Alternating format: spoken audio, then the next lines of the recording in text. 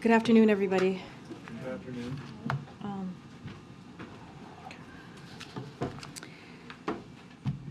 The President was briefed this morning on the troubling reports that Evan Gershkovich has been detained in Russia. Last night, senior White House officials spoke directly with Mr. Gershkovich's employer, the Wall Street Journal. The State Department has also been in touch with the Wall Street Journal and his family on this matter. This espionage charges are ridiculous. The targeting of American citizens by Russian government is unacceptable. We condemn the detention of Mr. Gershkovich in the strongest terms. We also condemn the Russian government's continued targeting and repression of journalists. Embassy Moscow has engaged the Russian Ministry of Foreign Affairs on this matter in the seeking consular access. I want to strongly reiterate that Americans should heed the U.S. government's warning to not travel to Russia. U.S. citizens residing or traveling in Russia should depart immediately, as the State Department continues to advise. Now, it's been 3 days since the tragic school shooting in Nashville, and we've heard nothing from Republicans in Congress about what they will do to stop our kids from being murdered in our schools and in our communities. In fact, we've now heard a number of Republican members of Congress that they don't intend to do anything at all. And in North Carolina yesterday, the Republican-controlled state legislature didn't skip a beat in overriding Governor Cooper's veto on a dangerous bill that makes communities less safe. That's the opposite of common sense. And it is outrageous. As the president has said, we need Congress to act now. Doing nothing when guns are the leading killer of our kids in America is absolutely unacceptable. We need to pass an assault weapons ban, mandate universal background checks, require safe storage of guns, hold manufacturers accountable. These are just common sense policies with broad public support, and Republicans owe answers to the American people about why they won't protect our kids. They owe answers to the Nashville families who lost their 3 kids, the 9-year-olds. They owe answers to Uvalde, the parents of Uvalde, 19 kids. They owe answers to the people in Buffalo who, like every other American on a Saturday, went to the grocery store. They owe answers to them and their families, that community. Again, this is completely unacceptable, and we need to do everything that we can to protect our communities and to protect our kids. As you all know, tomorrow, the President and the First Lady will travel to Rolling Fork, Mississippi. They will visit with first responders, state and local officials, and communities impacted by the recent devastating storms. They'll survey recovery efforts and reaffirm their commitment to supporting the people of Mississippi as long as it takes. As you know, President Biden spoke with Mississippi Governor Tate Reeves and members of the Mississippi delegation over the weekend. The president also approved an expedited major disaster declaration for Mississippi and ordered federal funding be made available to support emergency response efforts. Secretary Mayorkas and FEMA Administrator Deanne Criswell were also on the ground over the weekend, and we'll certainly have more details on the trip before tomorrow. Finally, we are heartbroken over the tragic loss of 9 brave service members. Our hearts and our prayers go out to their families during this very difficult time, as well as those who served alongside them at Fort Campbell. The men and women of the 101st Airborne Division represent the best of our nation, and play a critical role in our security. We will always honor our commitments to our service members and their families, and we stand with all who are grieving in the wake of this terrible, truly terrible accident. And with that, Colleen, you want to kick us off? Sure. Karine, can you tell us any more about the negotiations to get the Wall Street Journal reporter out of Russia? So as you know, due to privacy concerns, we don't have much more to share at this time. We want to be very mindful of this. I know you guys have heard us say this before. So again, we just want to be really mindful. There is a process in place that the State Department is running. You just heard from my colleague, or might be still speaking at this time, at the State Department. And so again, we're just going to be very mindful. On another topic, on the Republican-led measure to end the COVID emergency, the White House had initially signaled opposition to the measure, prompting House Democrats again to oppose it, and then once it went to the Senate, the president said that he wouldn't oppose it. So I wondered, why is the White House signaling opposition again and then coming back around and changing minds? Should there be improved communications, particularly for House Democrats this is the second time now? So look, I'm going to do a little bit of a lay down because nothing has changed here. We have been very consistent on this process. So look, if the president was planning to veto this legislation, the SAP would have said so. That's how the SAPs work. That is incredibly consistent in that way.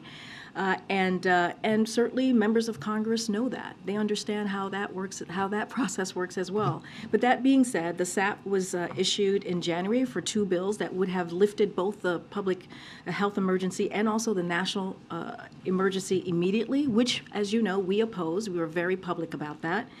The bill that just passed would only lift the national emergency, which doesn't impact Title 42 or COVID authorities like for testing and for treatments. We are in a different place and time than we were in January, so that is something that you all know and have reported. We've been winding down authorities over the last 2 weeks, over the last 2 months, and the national emergency lifting just a few weeks before the public health one will not impact our efforts to do so in an orderly way. And that's what we've been very clear about when we talk about Title 42, making sure that we do that process in an orderly way.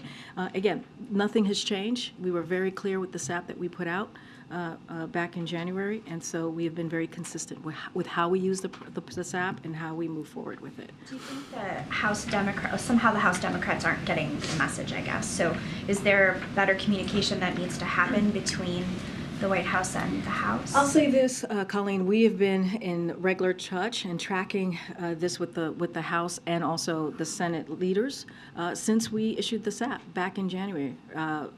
And that was, we've always been very clear with them as far as early as January. Look, the president's not going to veto a bill. It will say, if a president's going to veto a bill, we'll say it in the SAP. And that's how SAP works, and we've been very consistent in this past 2 years. I'm going to go ahead to Lucy. I just want to let you know we are thinking about your colleague, and clearly he's in our thoughts. And so I'm going to give you the second question. Thank you, Karine. Can you tell us anything about the president's reaction to the detention of Evan Gershkovich? And has the president engaged with state on next steps or reached out to the family at all?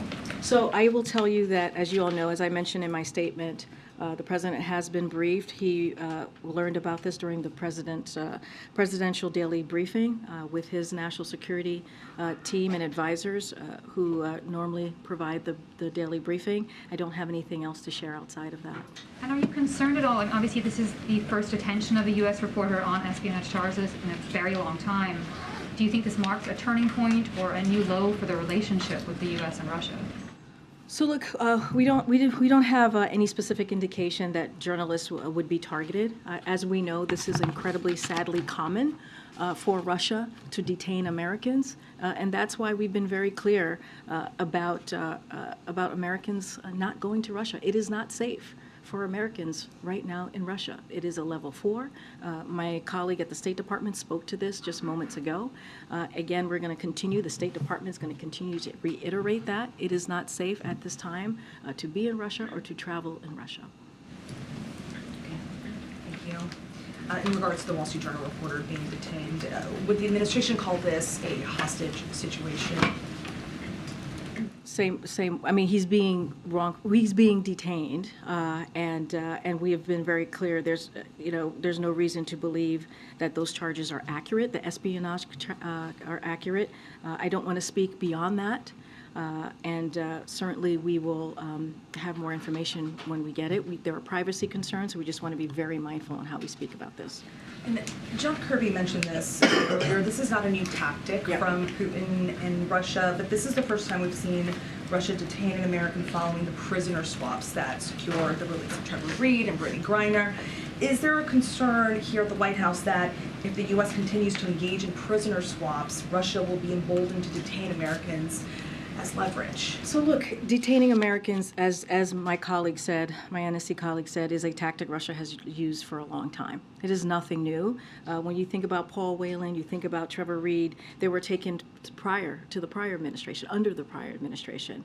And so, as you all know, we're still working very hard to bring Paul home. That is something that we are committed to. You heard that from the president. You heard that from the Secretary of State. You've heard that from my colleagues at NSC.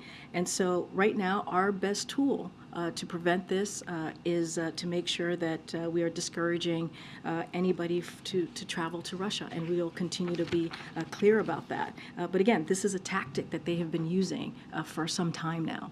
Does this complicate Paul Whelan's situation? Look, as you know, those conversations are incredibly sensitive, and so we're going to be very mindful. We are still very much committed in bringing Paul home. He was wrongfully detained. We have been very clear about that, but not going to get into details on those conversations. Yep. And last one, is the administration reaching out to others for support? For instance, Governor Bill Richardson, who's been involved in other releases before. Is that something the administration I don't have any outside conversations to speak to. You heard directly from the State Department. This is something, when it comes to these types of events, that the State Department runs and leads.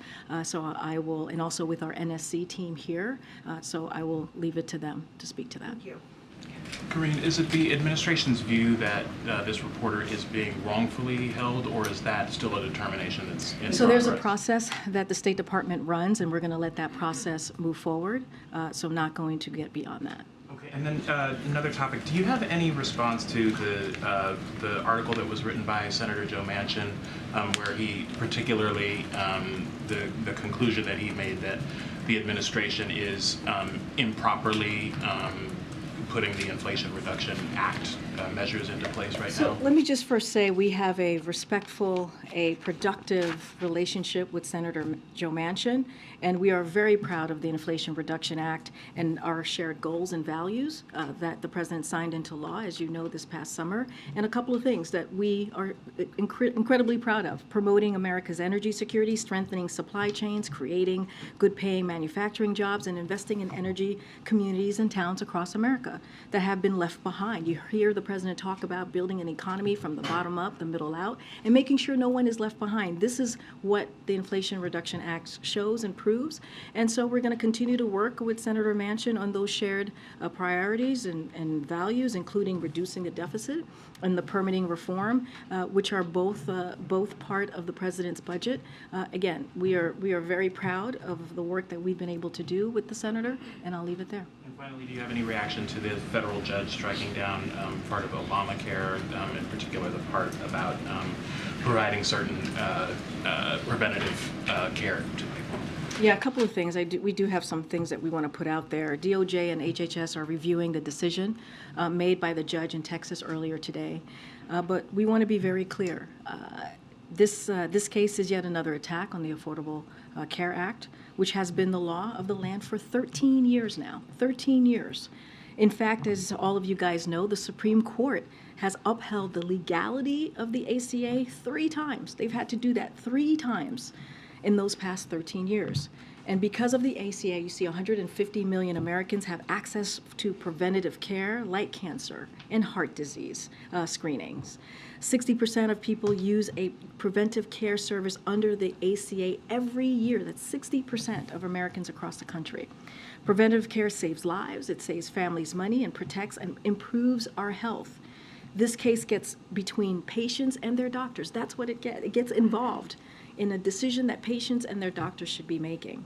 It's yet another attack on the ability of Americans to make their own health care choices.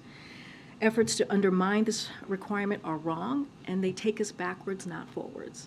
So the administration will continue to fight to improve health care and make it more affordable for working families, even in the face of these attacks by these special interest groups that we see out there. Go ahead, Phil. Hey, Karine, just one on what happened with Russia and then one on banking. But the first one, can you give any sense of when the administration was first informed that this happened, and then also what the timeline was for the first time you guys reached out to your counterparts in Russia to flag this as an issue as you pushed for consular access? So I don't have a specific timeline for you at this time. I can tell you that the president was briefed on this during his presidential daily briefing this morning. Besides that, don't have any specific breakdown on when the counterparts, when the State Department or NSC connected with their counterpart. But look, this is a priority for this administration. Regardless of whether someone has received a wrongful detention designation, the State Department seeks consular access for all Americans held abroad, and that's what we're waiting to do. That's what we're fighting for, to get that consular representation for Evan at this time. And then on the bank regulatory proposals of the president directed towards the banking agencies today, it was made repeatedly clear that you guys, that the agencies had the authority under law to implement those without any congressional legislation. If that's the case, and if you were attacking the former administration for rolling it back, why did it take until a crisis to decide that these are things that need to be done? Let me just say, unfortunately, the Trump administration regulators weaken many important common sense requirements and supervision for regional banks, like Silicon Valley Bank and Signature Bank, whose recent failures led to that. We have experts out there who have said those rollbacks were a cause of the recent bank failures. That's what we're hearing from experts out there themselves. So just want to be very clear. It's not just us who are saying that. That's what the experts as well are saying. So today, the president is urging the banking regulators to consider reforms that will reduce the risk of future banking crises, stronger liquidity and capital requirements, annual stress tests, living wills, and stronger supervision.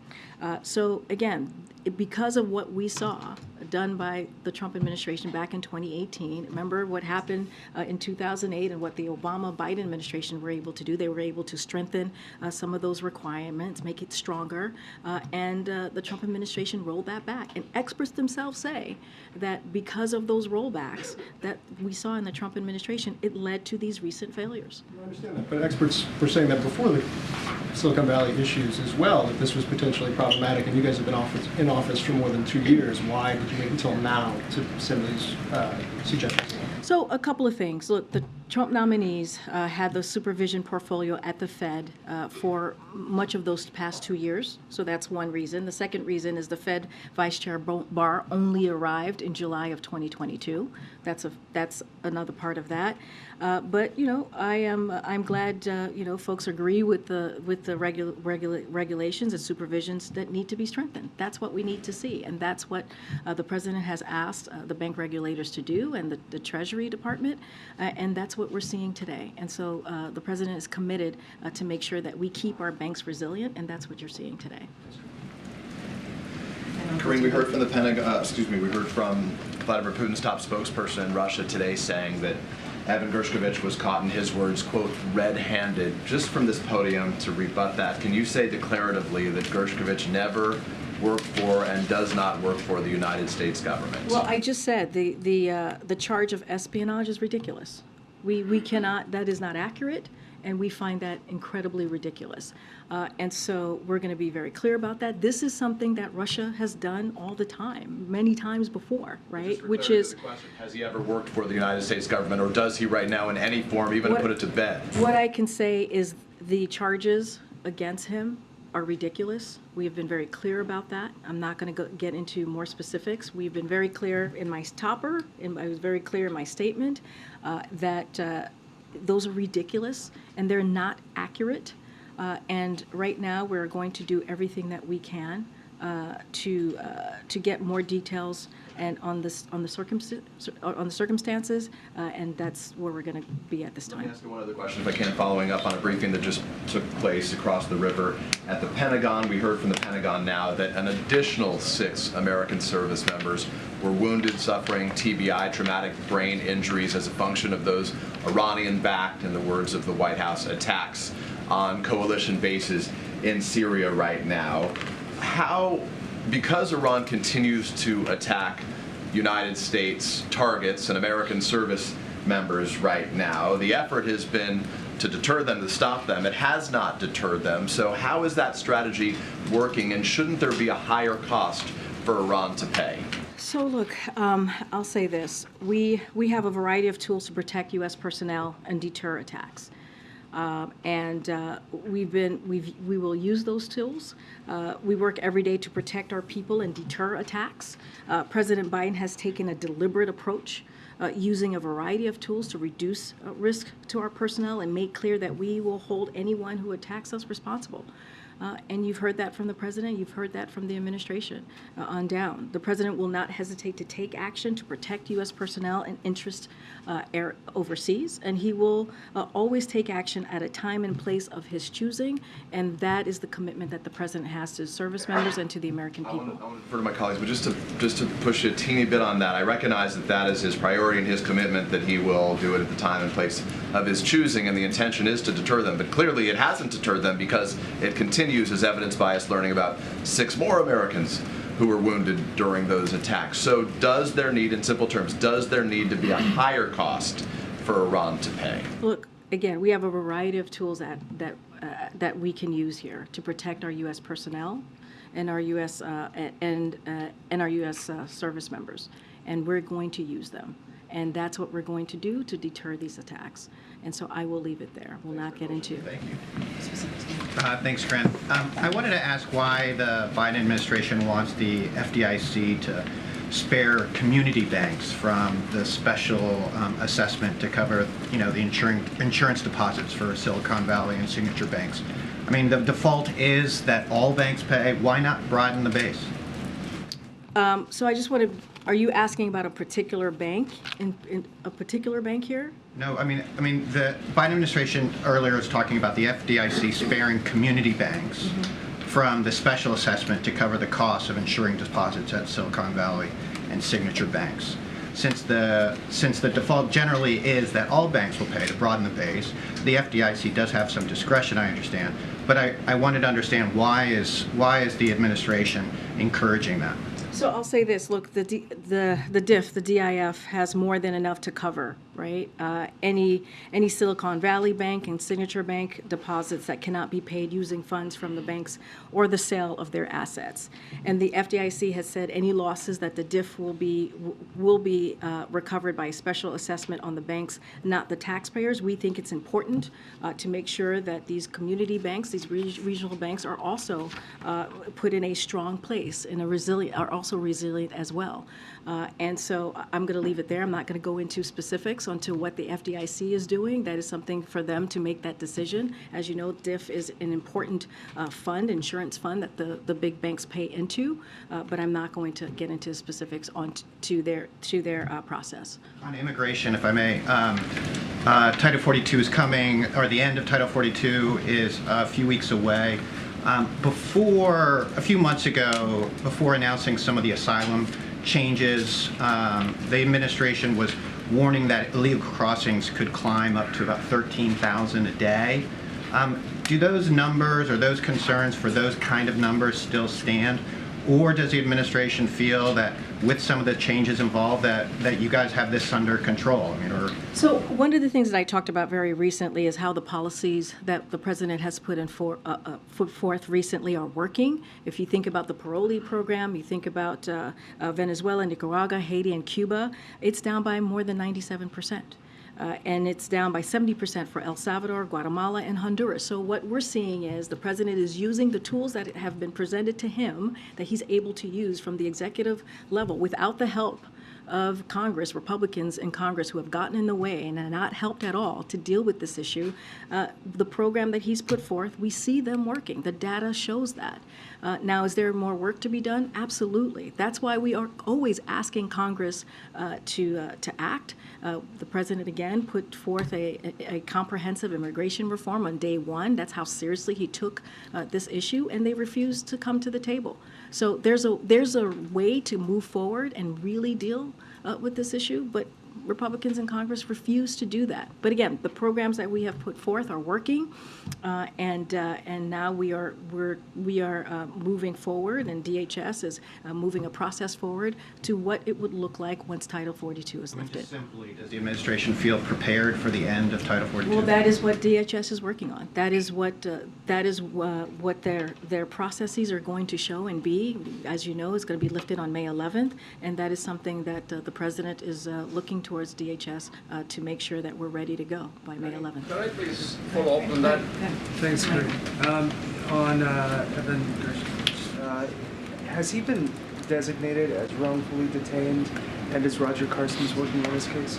So, first of all, there's a process that the State Department is running. We got to let that process go. My colleague at the State Department spoke to this already moments ago, so we got to let that process. We have to make sure that we get the information. The most important thing at this moment is to get a counselor to Evan, and that's what we're working on. There's actually a big push by the Foley Foundation and families of other detainees, those who believe their family members have been wrongfully detained abroad, for the Levinson Act to be reformed on Capitol Hill, to provide it with more resources, and for wrongful detainees to be designated more quickly. Is that something the administration supports? I don't have anything to share about the Levinson Act. What I can say is, and I said this moments ago, regardless of whether someone has received a wrongfully detention designation, the State Department it seeks counselor access for all Americans who are held abroad. That is a commitment that you will see from the State Department, and that is a commitment that you'll see from this president. And that's what we're working on right now for Evan. Thanks, Karine. Two questions. First, related to the president's trip to Mississippi. Rolling Fork is a city that is predominantly black, and the median income is $38,000. There are many communities like Rolling Fork that are, susceptible to these type of natural disasters caused by climate change. What does the administration say to these type of communities who are concerned that they could see the same type of devastation that we saw in Rolling Fork? So, look, we've been very clear. Our hearts go out to those families who lost so much. As we all know, it is unfortunately, one of the poorest areas in the country. And that is something that the president understands and that his administration understands. And I think it is important to also note that that's why the president's economic agenda is so important. That's why the president has been very clear on how he sees this economy growing, making sure we don't leave communities like Rolling Fork behind. And you see that in every policy that the president has been piece of legislation that he's been able to get passed, that it does not leave anybody behind. It invests in communities like Rolling Fork, and invests in making sure that we are creating good paying jobs.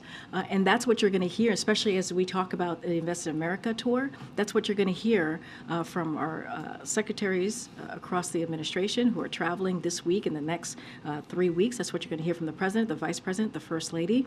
And we're going to make it really clear, this is how we're going to invest in America. This is how we're going to invest in communities like Rolling Fork. And also, it makes it so important, if you think about the Inflation Reduction Act, when you think about fighting climate change, that is one of the biggest, it's so historic, right, because it does the most piece of legislation, now law, to fight climate change. And so this is something that we're going to continue to fight for and continue to work towards as we move forward in this administration.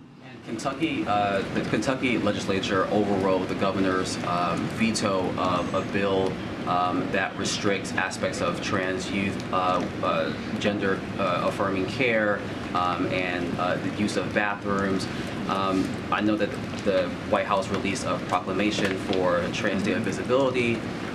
There is a march happening tomorrow to commemorate this day, but also to protest these type of bills that are continuing to be passed and advanced in legislatures across the country.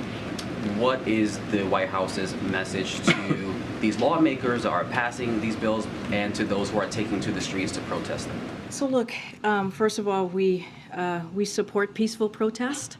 We think it's important for Americans and people just across the country to make their voices heard, just as long as it's peaceful.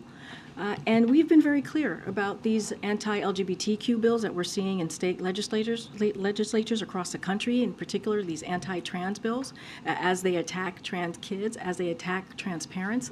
It is shameful, and it is unacceptable. As you mentioned, tomorrow's Trans Visibility Day, on a day that we should be lifting up our trans kids, our trans youth, and making sure that they feel seen. We're seeing more and more of these hateful bills. And that's what Republicans want to spend their time on. They don't want to talk about lowering costs. They don't want to talk about actually making Americans' lives better. They want to take away people's freedoms. And one of the things that we saw during the midterm elections is that people don't want their freedoms to be taken. They want us to fight for their freedoms. And so it is shameful, it is disturbing, and our hearts go out to the trans community as they are under attack right now. But this is a president who has said many times before he has their backs. He will continue to have their backs, and he will continue to fight for them. And his record shows that. Okay. Go ahead. Thanks, Karine. Does the president plan on vetoing the House bill that would overturn D.C.'s police reform law? That is something that he is planning to do.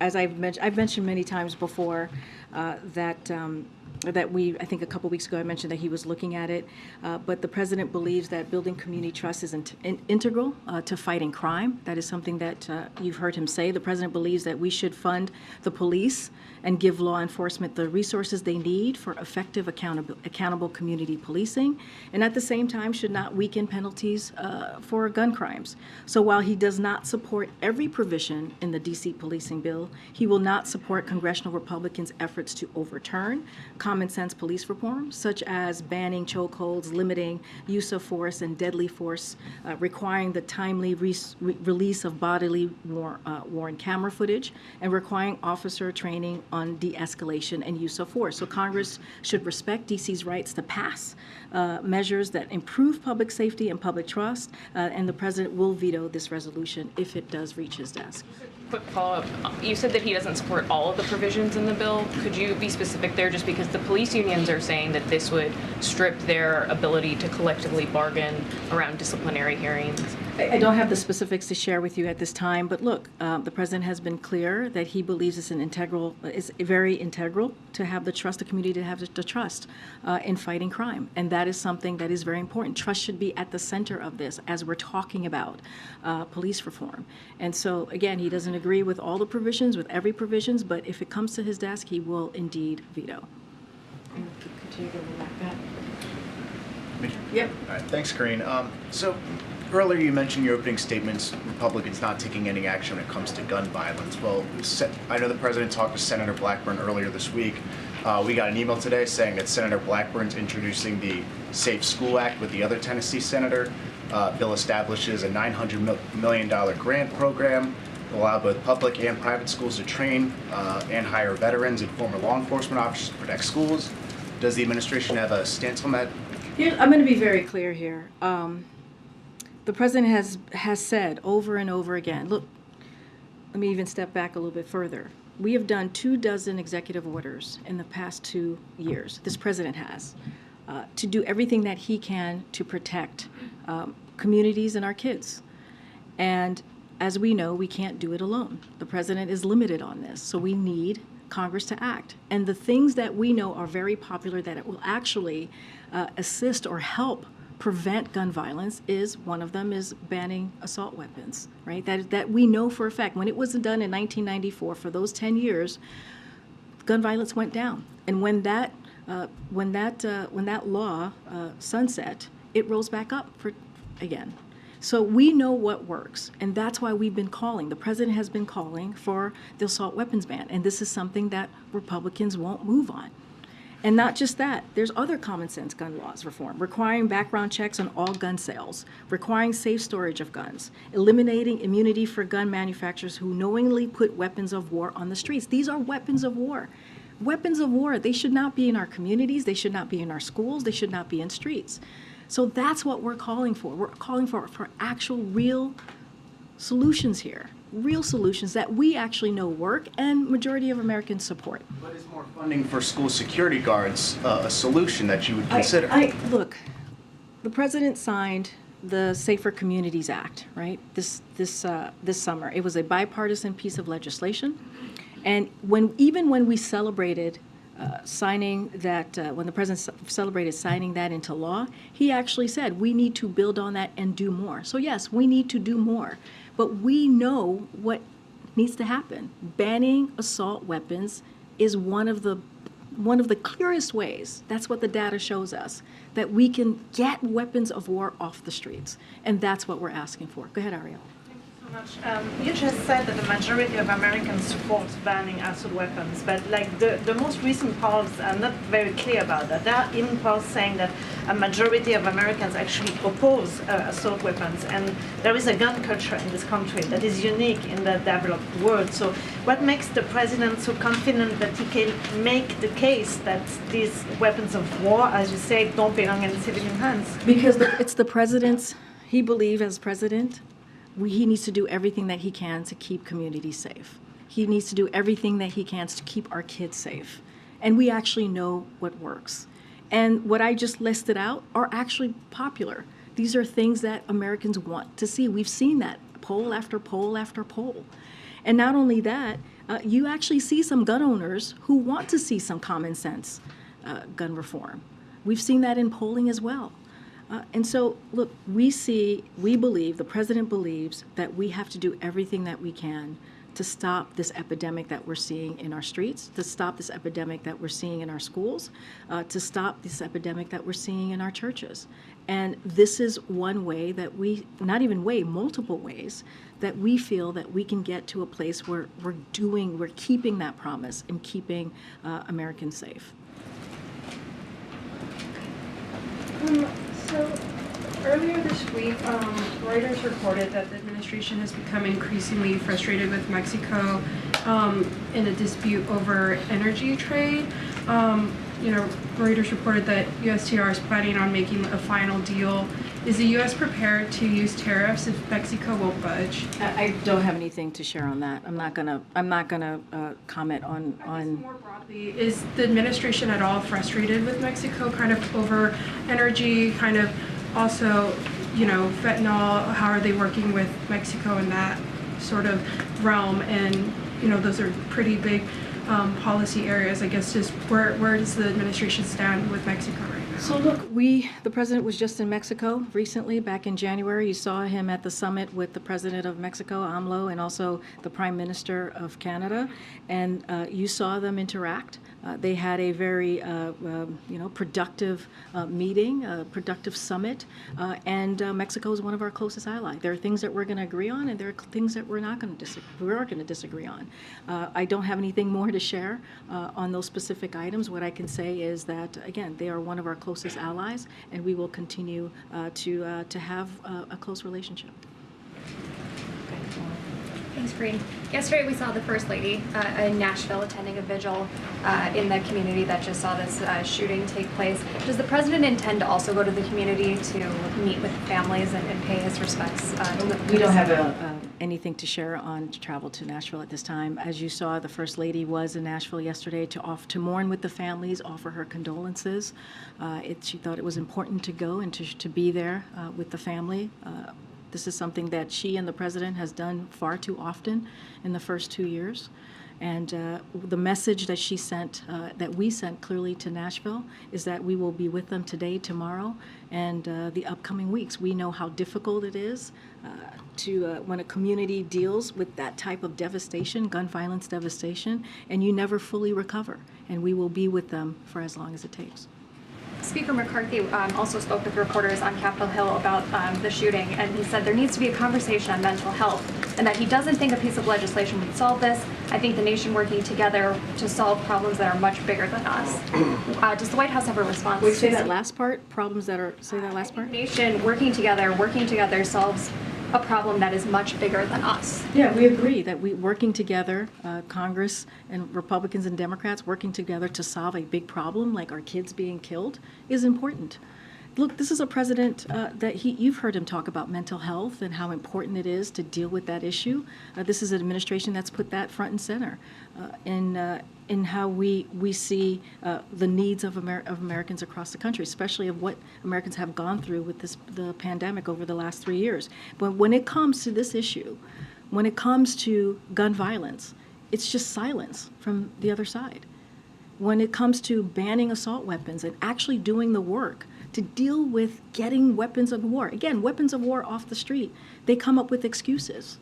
And so we're ready to work with them. The president has always said he's ready to work in a bipartisan way to deal with an issue, again, that's killing our kids.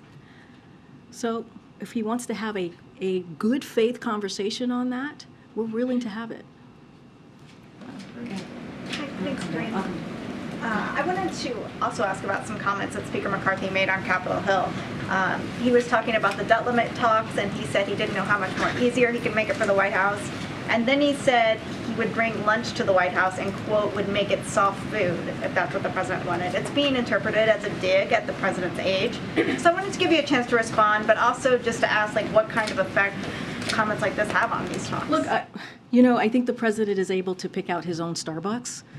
So I'll say that.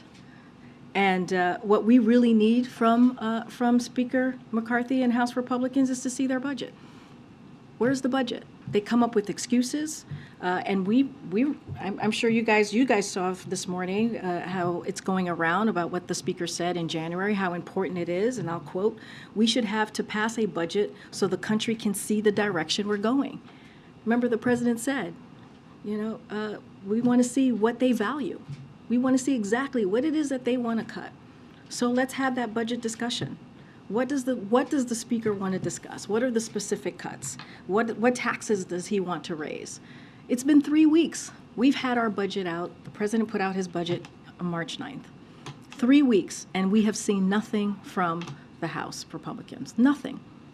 So you're saying you want to see, like, hard figures before you would sit I mean, down it's not just us. It's the American people. We need to see transparency.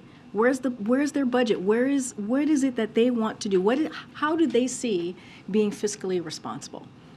How does that look for them?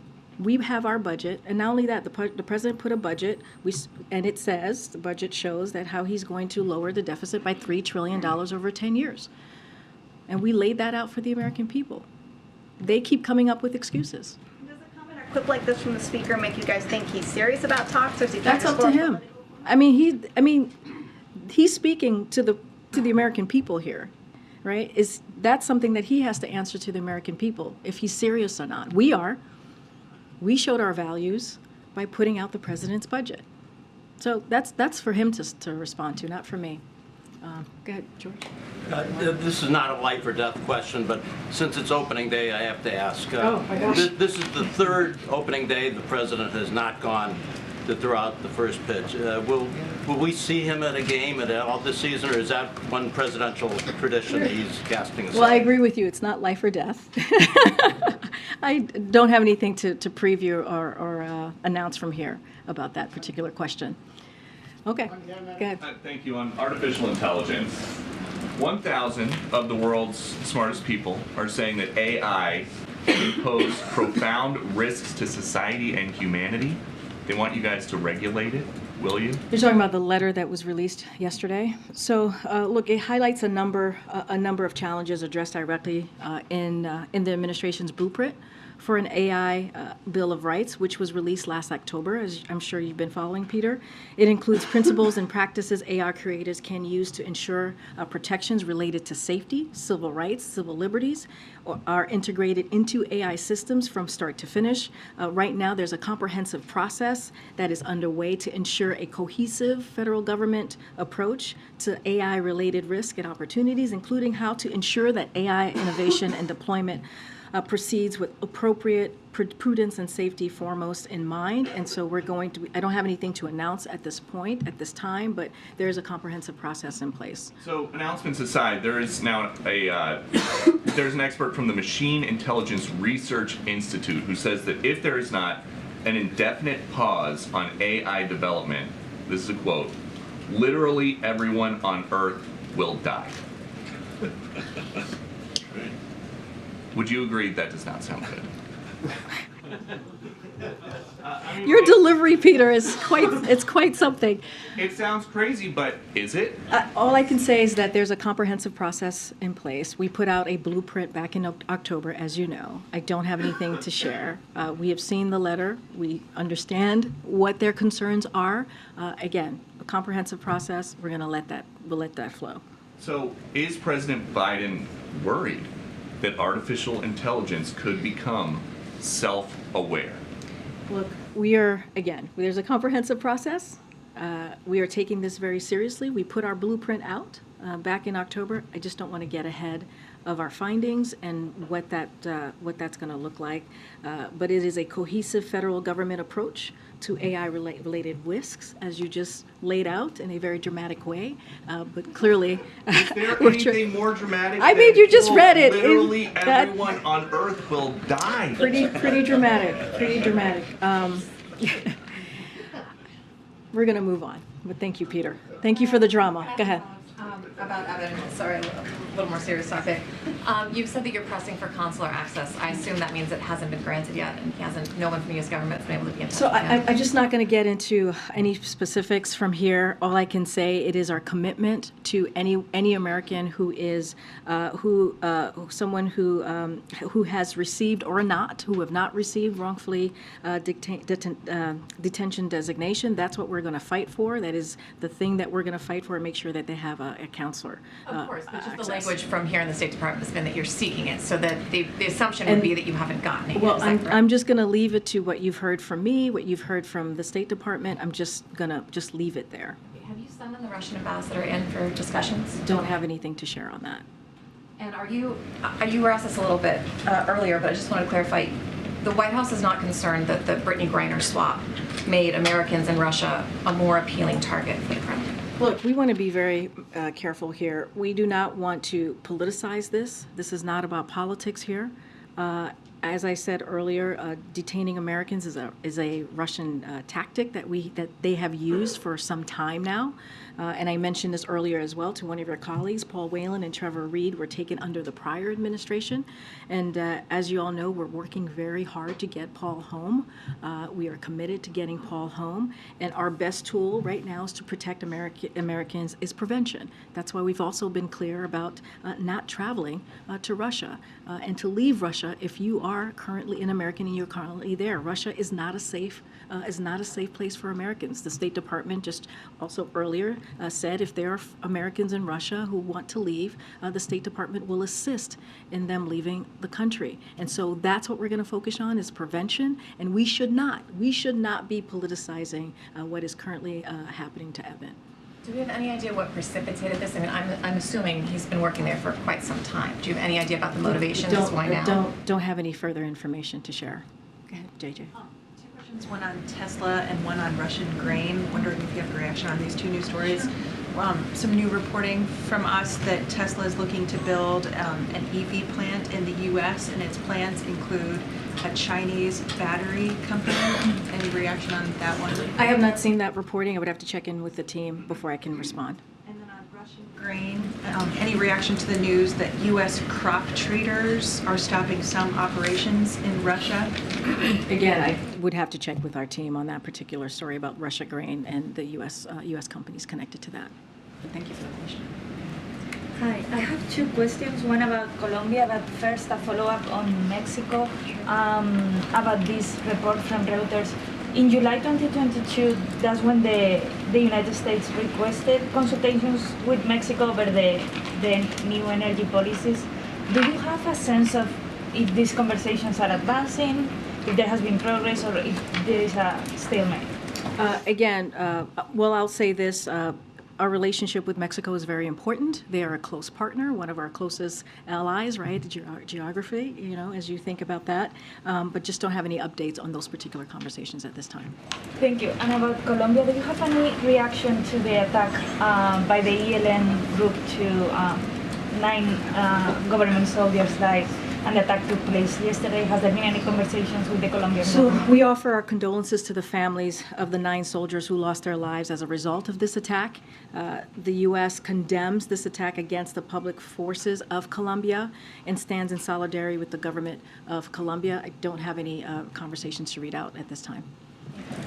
Go ahead. Yeah, thanks, Karine. So H.R. 1 passed the House earlier today, and the House Speaker said it would open up permits for drilling and lower energy prices, and it was bipartisan. So if it's bipartisan, why wouldn't the president sign it if it hits his desk? Look, I talked about this earlier in the week, specifically about our thoughts about H.R. 1. I don't have anything else beyond that to share. What I stated, I think 2 days ago stands. Just don't have anything else to share. On the debt ceiling, it's been 58 days since there was a meeting between the House Speaker and the President on the debt ceiling. We're talking about the full faith and credit of the United States. We're talking about a serious issue. Why not? Why doesn't the president just call for a meeting? You're right. We're talking about the full credit. Wait, let me answer. I heard your question. We are talking about the full credit of this nation, which is why we believe that Congress should not hold this up. It should be done without conditions. There should be no negotiations. Both Democrats joined Republicans the 3 times in the last administration to lift the debt ceiling. That's what should be happening. It is their constitutional duty to get this done. We should not be negotiating on the debt ceiling. We should just not be doing that. The president has been clear. Now, again, if Republicans in the House want to talk about the budget and how they see moving forward with the budget in a fiscally responsible way, we're happy to have that conversation. We've said it over and over again. It has been 3 weeks. Where is their budget? Show us the budget. They have not been able to do that.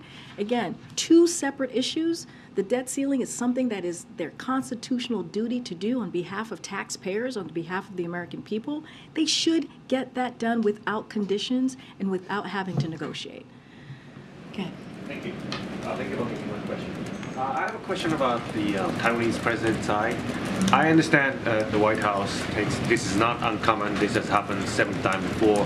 But my question is that this is the very first time that Taiwanese President is meeting the Speaker of the House on U.S. soil, who is the 3rd in succession of U.S. Leadership hierarchy. How do you explain that this is the same as things that happened before? Look, President Tsai's visit is going to be private and it's unofficial. So I'm not going to speak to who she's going to be meeting with. And so that is something for her office to speak to, the Taiwanese Authority to speak to, and for any of the congressional members. So I'm not going to speak to that. What I can speak to is that we see no reason for Beijing to turn this transit, which is consistent with longstanding U.S. policy and practice, into something that is not. They should not overreact. We have seen this happen, at least with this current president, 6 times. 6 times she has made this transit. There's been no change to our One China policy. It still stands. And again, there is no reason for China to overreact. Just a quick follow-up. Yeah. I understand that White House does not confirm there was a phone call between National Security Advisor Jake Sullivan and Wang Yi of China. I understand that. My question is that, and I also understand that White House does not issue a readout for every single call. My question is that what is the criteria when it comes to the White House that values the transparency so much that the ones that issue a readout and the ones that don't, in general? Well, let me just first say I'm not going to be confirming a call from here. I just want to be very clear. My colleague said this. My NSC colleague said this very thing at the podium yesterday. And yes, we do believe in transparency. But again, I don't have a call to confirm at this time. Thank you, Karine. I have 2 questions. First, another readout thing. So the Vietnamese newspaper had been reporting that President Biden had a call with the head of the Vietnamese Communist Party. And we haven't seen White House release anything yet. Just, see if that call did happen and will there be a readout? Because it's kind of a big deal. Let me just check with the team on that. I don't have anything further. Second question on Russia. Yep. So on April 1st, this Saturday, Russia is set to take out the presidency of this Security Council and the UN. does U.S. believe this is acceptable, and how are you preparing to deal with Russia's new presidency next year? So I do have a couple of things to say about that. We urge Russia to conduct itself professionally during its scheduled presidency in April, and for the Council to continue to continue its important work on a number of issues of peace, security across the world. That said, we expect Russia to continue to use its seat on the Council to spread disinformation and to try to distract from the attempt to justify its actions in Ukraine and the war crimes members of its forces are committing and its outrageous violations of the UN Charter. A country that flagrantly violates the UN Charter and invades its neighbor has no place on the UN Security Council.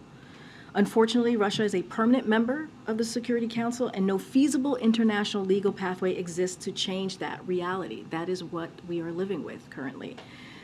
As unpalatable as it may be to see Russia presiding over the Council, the reality is this is a largely ceremonial position, which rotates to Council members month by month in alphabetical order, and that's what we're seeing in April. The United States will hold the Council presidency in August of 2023, which I'm sure you are tracking. Let's try and call on somebody I haven't called on before. Oh, one more? Okay, straight in the middle. Go ahead. Thanks, Greg. Thank you. Oh, weird. Oh. Thank you, Karine. You guys decide. Thank you, Karine. The president did express great happiness about the release of Paul Rusesabagina from Rwanda. Does he plan to meet with the hero of Hotel Rwanda, now just released from prison, at the White House anytime in the next 2 weeks? So don't have a meeting to preview or to announce at this time, but we were all, to your point, we were very satisfied with the release, but don't have anything to share about a meeting, an upcoming meeting with the president. Did the president play any significant role in this in talking to President Kagame? I won't have anything to share about the process and the specifics of his release at this time. Okay, thanks everybody. Have a great weekend.